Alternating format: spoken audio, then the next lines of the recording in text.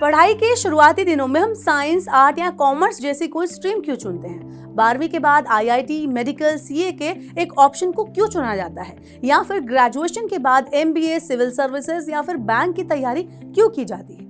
इसके पीछे पहला पैमाना तो हमारा इंटरेस्ट होता है, लेकिन सबसे बड़ी भूमिका होती है नौकरी की संभावना यानी पॉसिबिलिटी। जहां ज्यादा नौकरी की संभावना होती है उसी तरफ छात्रों का अट्रैक्शन बढ़ता जाता है। यही कारण है कि बीते 2 दशकों में भारत में आईटी सेक्टर की धूम रही है, लेकिन पहले वैश्विक मंदी और फिर एआई की आमद के कारण इसकी चमक फीकी पड़ गई है। आईटी के अवसान के बीच जो सेक्टर जॉब के मामले तेजी से उभर रहे हैं वो है फाइनेंस का जो सेक्टर है वो बहुत ज्यादा तेजी से उभर रहा है। ये सेक्टर देश में भर भर के नौकरियां दे रहा है। बीते वित्त वर्ष की अगर हम बात करें तो बैंकिंग, वित्तीय सेवा और बीमा यानी बीएफएसआई क्षेत्र लगातार दूसरे साल कॉर्पोरेट इंडिया में सबसे बड़ी भर्ती करने वाले सेक्टर में उभर कर सामने आया है।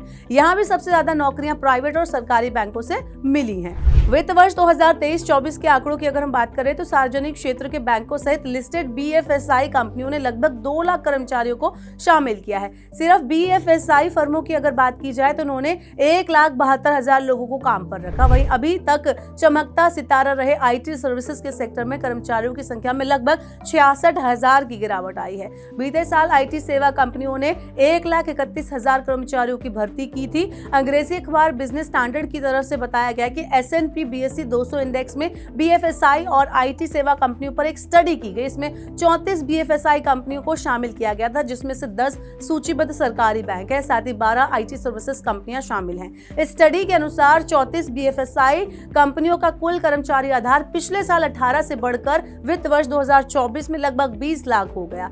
इस बीच आईटी सर्विसेज कंपनियों की कुल संख्या वित्त वर्ष 23 के आखिर में 1.79 मिलियन से घटकर 1.73 मिलियन हो गई।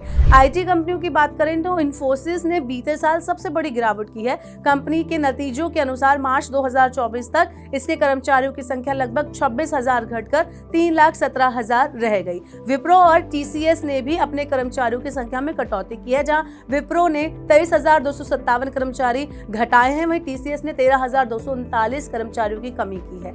इन कटौतियों के बावजूद टीसीएस लगभग 6 लाख कर्मचारियों के साथ सबसे बड़ी कॉर्पोरेट नियोक्ता बनी हुई है। इसके बाद रिलायंस इंडस्ट्रीज के पास 3,47,000 और इन्फोसिस के पास 3,17,000 कर्मचारी है। बीएफएससी क्षेत्र की बात करें तो यहाँ भारतीय स्टेट बैंक सबसे बड़ा नियोक्ता है। इसमें कर्मचारियों की संख्या 2,32,000 है। उसके बाद एचडीएफसी बैंक के पास 2,13,000 और बजाज फिनसर्व के पास 1,39,000 कर्मचारी हैं। निजी सेक्टर यानी प्राइवेट सेक्टर की बात करें तो वहां पर दिग्गज बीएफएसआई कंपनियों जैसे HDFC bank, ICICI bank, axis bank, Kotak Mahindra bank, Bajaj finance, Bajaj Finserv, Shriram finance और एचडीएफसी लाइफ इंश्योरेंस ने वित्त वर्ष 2024 में सामूहिक रूप से करीब 2,11,000 कर्मचारियों को अपने साथ जोड़ा है।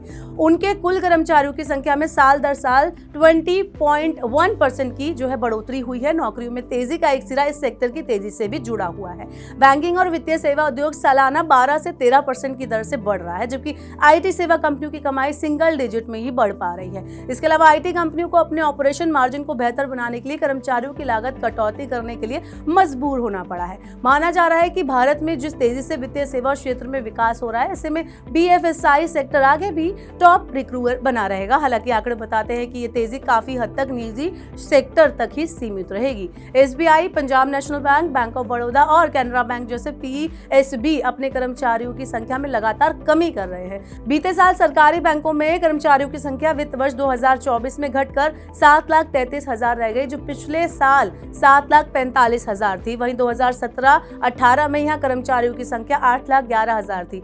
अगर आप भी जॉब की तैयारियां कर रहे हैं तो आप इंडस्ट्री के इस रुझान के साथ जॉब की तैयारी शुरू कर सकते हैं। अगर आपको इस बारे में कंफ्यूजन है तो आप मनी9 को इस बारे में लिख सकते हैं। साथ ही इस तरह की खबरों से जुड़े रहने के लिए मनी9 के चैनल को जरूर सब्सक्राइब करें।